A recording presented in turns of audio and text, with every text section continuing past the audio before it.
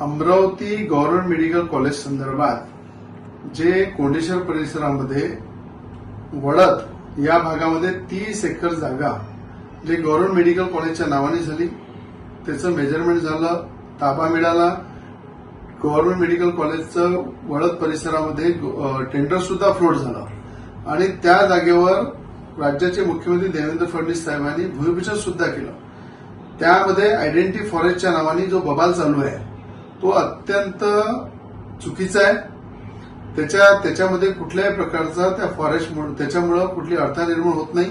अशाच प्रकारे जागेवर गोंदियामध्ये, चंद्रपूरमध्ये आणि गडचिरोलीमध्ये अशाच जागेवर गव्हर्नमेंट मेडिकल कॉलेजचं काम सुद्धा सुरू झालेलं आहे, म्हणून कुठलीही अडचण त्याच्यामध्ये नाही आहे.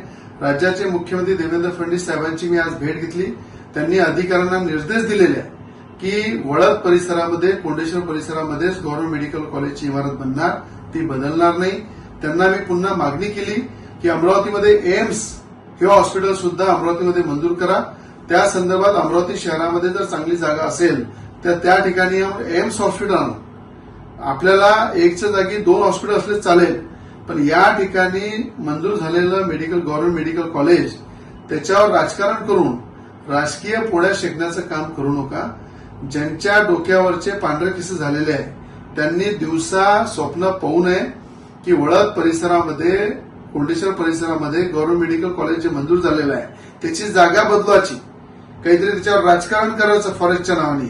हा धंदा बंद करा. तुम्ही एखादा मोठा प्रकल्प आणा, एखादा अजून गव्हर्नमेंट मेडिकल कॉलेज आणा, एम्स आणा, एखादा आयटी पार्क आणू आपण सगळे मिळून, पण आलेला प्रोजेक्टला कुठेतरी विघ्न टाकायचे, कुठेतरी त्या नावावर राजकारण करायचं, हे कदापि होणार नाही. मुख्यमंत्री साहेबांनी आज साफ सांगितलेलं आहे, वडद परिसरामध्ये, कोंडेश्वर परिसरामध्येच गव्हर्नमेंट मेडिकल कॉलेजची इमारत होणार, त्याच्यामध्ये कुठलाही बदल होणार नाही.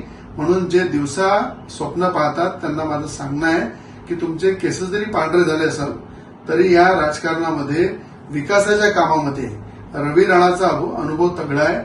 ज्याच्या मागे राज्याचे मुख्यमंत्री देवेंद्र फडणवीसांचा हात आहे, ज्याच्यासोबत विकासासोबत फडणवीस साहेबांचा हात आहे, त्यांना अशा राजकारणाशी काही फरक पडत नाही. म्हणून गव्हर्नमेंट मेडिकल कॉलेज अमरावतीचं हे वडद परिसरामध्ये, कोंडेश्वर परिसरामध्ये होणार. म्हणून आपल्याला सांगणं आहे, याच्यामध्ये कुठलं राजकारण करू नका. हे काम त्याच ठिकाणी सुरू होणार.